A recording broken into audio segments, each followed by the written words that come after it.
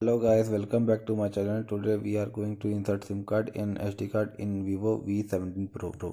First step, power off the phone and use eject tool and pop up the card tray as shown in video. You can insert two SIM card, nano SIM card at the same time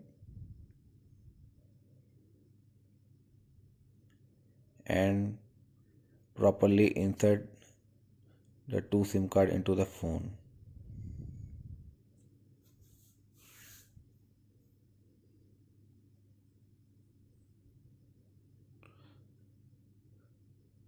Now power on the phone.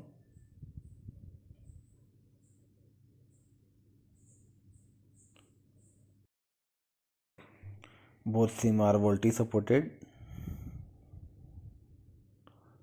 and 4G. Like, share and subscribe my channel, and you can see here the network. Thank you.